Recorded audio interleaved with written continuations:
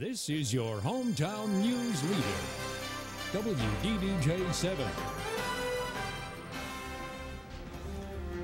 The majority of those who died today were children. Beautiful little kids between the ages of 5 and 10 years old.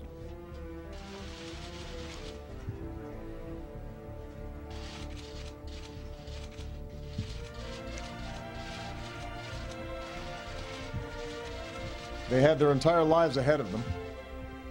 Tonight, every parent, every American in shock as another mass school shooting shakes our sense of security. 20 children and 6 adults shot and killed at a suburban Connecticut school. I'm Holly Davis, and we are continuing to follow this American tragedy in Newtown, Connecticut. And I'm Chris Hurst. We have been following this developing story since it broke this morning. It's a community much like all of our hometowns. Now it will forever be remembered as a place of unspeakable horror. This deadly shooting spree happened at Sandy Hook Elementary School. Students were led out holding hands and were told to close their eyes.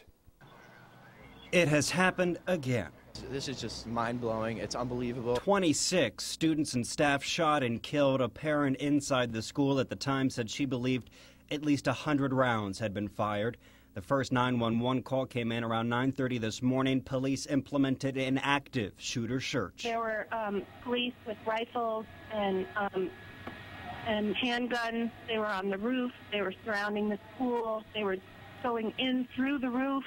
Our main objective was to evacuate as quickly and efficiently as possible any and all students and faculty in the school. This man's sister heard gunshots from her classroom. They had to hide in the closet, and they were quiet, and the children obviously were very shaken. They were crying in the closet. When they were leaving, the police made them hold hands, and the police told them to close their eyes. We heard screaming. The police came in. It's like, is he in here? Then he ran out, and then our teachers, then somebody yelled, get to a safe place. President Obama has called Connecticut's government and has pledged federal assistance. The shooter was first reported to be Ryan Lanza, but now it's said to be his brother Adam. Another family member, a teacher at the school, was found dead at a home in Connecticut as well.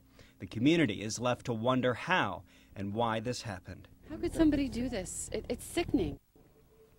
Fair to say this may bring back memories of the April 16, 2000 shootings at Virginia Tech. Mental health expert Dr. Tom Milam says talking about your feelings will help. Our brain holds on to memories like this because it wants to protect us. So it's not uncommon when you have a tragedy that's similar to something you've experienced before for some of those same feelings, emotions, and thoughts to come up. That's just normal. Virginia Tech President Charles Steger is sending his condolences to the people of Newtown. In a statement this afternoon, he said, quote, "We of the greater Virginia Tech community know from our experience of the unending sorrow and horror that has now descended on the Newtown community. No words can express how they feel over this senseless and insane tragedy." This is Franklin County High School. We happened to be there this afternoon when news of the tragedy broke. We asked a couple of students for their reaction. It's terrible. You figure what kind of person would shoot up a bunch of elementary students. It's real bad. It makes me feel bad to think that those parents went and dropped their kindergartners off thinking that they would be safe and having to get a phone call saying that your kid could possibly be hurt or even killed. And we want to let viewers know we have created a spot on our website where you can send your condolences. Just click on the bar at the top of our webpage that says Condolences to Connecticut. You can post your own message and look at what others have sent. We continue our coverage now with something many of us are thinking about. When you hear of a shooting like this one, you can't help but wonder, could it happen again? WDBJ 7's Elizabeth Harrington is live tonight at Roanoke's Round Hill Elementary School. Elizabeth. Melanie, when Roanoke police heard about this shooting in Connecticut, they immediately increased patrols around all school zones in the city, and those patrols continued through dismissal. It was all done as a precaution. Now, Roanoke City schools, like many districts, have tight security. First of all, you cannot get inside. The doors are always locked. That means parents, even school officials, have to be buzzed in. We talked with Superintendent Rita Bishop by phone this afternoon. She says security is always a top priority. We review ours several times each year, and particularly as the technology changes. For example, cameras. The superintendent says they do not discuss the details of their security plan openly for obvious reasons, and she called today's shooting horrific and beyond words. And that reaction was echoed today by Dr. Anthony Brads. He is the superintendent of Botetourt County Schools, and he told us that after today's shooting, all school personnel and administrators in Botetourt County will be once again reviewing emergency plans. He also said, he made a very good point, that school officials everywhere across the nation will be watching this investigation in Connecticut to see what they can learn, to see if they need to make any changes to better protect their students. Live in Roanoke, Elizabeth Harrington, WDBJ-7. WDBJ-7 and CBS News coverage of this American tragedy in Connecticut continues immediately after this newscast with the CBS Evening News with Scott Pelley, and then tonight at 10, a CBS News hour-long special in advance of our 11 o'clock broadcast here on your hometown news leader. There's no easy way to go from this tragedy to other news of the day, but we have to do it because there's more information we have to pass along to you on this Friday. A very cold morning, but by the afternoon there was a fast warm-up. Our next change comes tomorrow, as Chief Meteorologist Robin Reed explains. You bet. It's a real quick change because folks kind of settled into some dry air, some clear skies, but stand by. You may just look around first thing tomorrow morning and say, wow, it clouded up in a hurry. Reason being, the weather systems are moving very, very quickly. Again, clear skies, clear sailing right now. Once we get into the mid-Mississippi Valley, watch how the cirrus clouds are diving out ahead of our next wet weather system, and it's a big one too. Stretches all the way out into the Pacific Ocean, and for that matter, stretches all the way to Hawaii. With a conveyor belt like that, you can expect clouds and showers to dominate not only the second half of the weekend, but the first part of next week as well. Lieutenant Governor Bill Bolling says Virginia isn't ready to allow uranium mining and milling in the state. During a visit to Danville, Bolling said there are still too many unanswered questions about the environmental and economic effects. You will hear more of his comments and other developments in this debate tonight at 11 on WDBJ-7. If you have your things in a storage unit in the town of Pulaski or anywhere for that matter in storage, listen up. Over the past 4 months, at least 35 storage units in Pulaski have been broken into. Joining us live from there is WDBJ-7 New River Valley reporter Orlando Salinas. So Orly, any leads? Chris, nope, no leads yet. One victim told police, yep, someone broke into my storage unit, but I don't want to get involved. This is the first time we've used this unit. He doesn't look like it, but Ed Sprano is nearly 90 years old.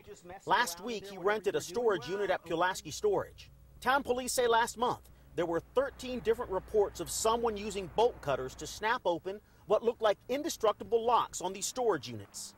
Earlier this month, police on a morning patrol found 12 more units at a different location where those big fat locks have been cut open. Okay, folks, this is about as unscientific as it gets.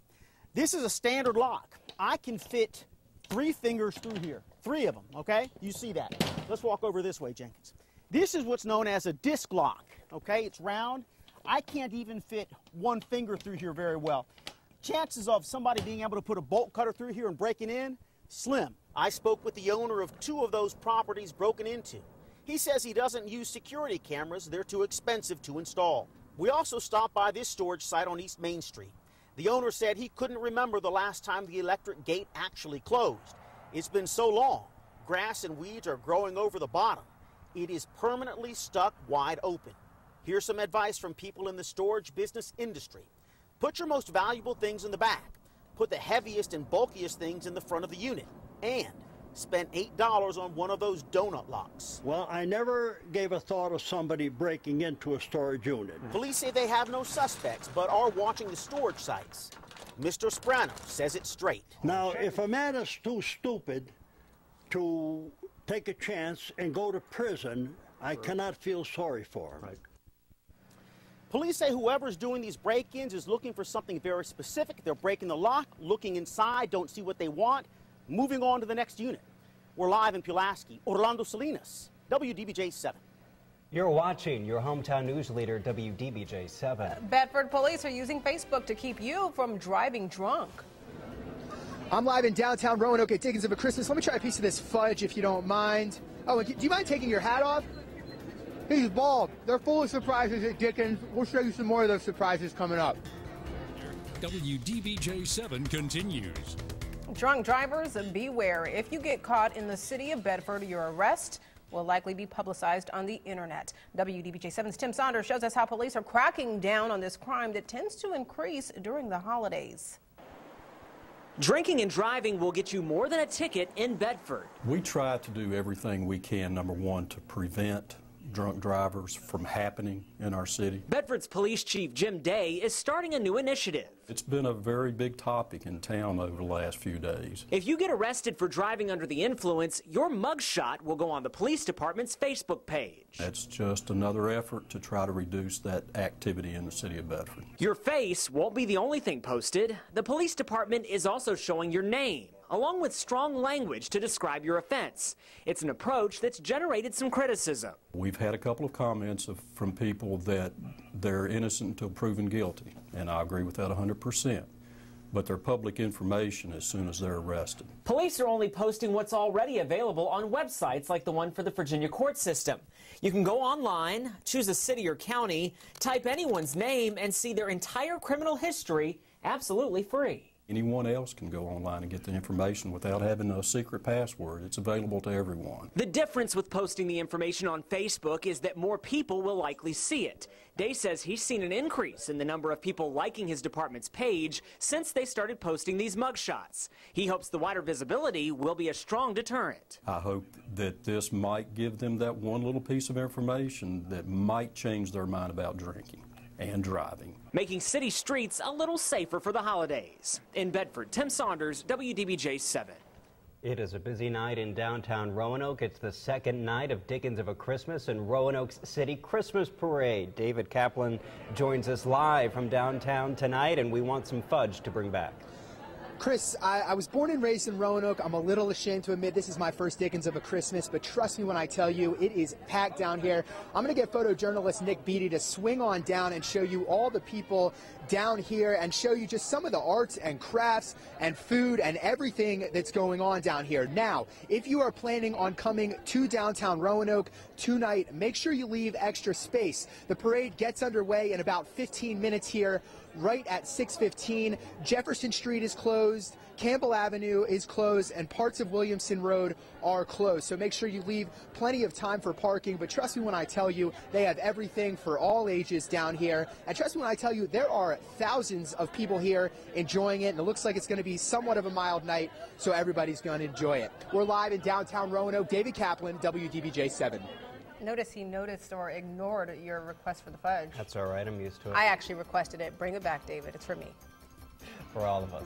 Bring on the weekend. And apparently bring on the clouds in your first alert forecast. That's exactly right. And I heard one of our reporters getting ready for the broadcast saying, gee, it's warmer out here than I thought it was going to be. So the heavy coats are not necessary just yet, but you might need an umbrella before all is said and done. Our almanac was dry today, of course. Wow, was it cold. Lynchburg at 19 this morning, 18 in Blacksburg, 21 Danville, 23 in Roanoke. Your first alert forecast calls for clouds on the way.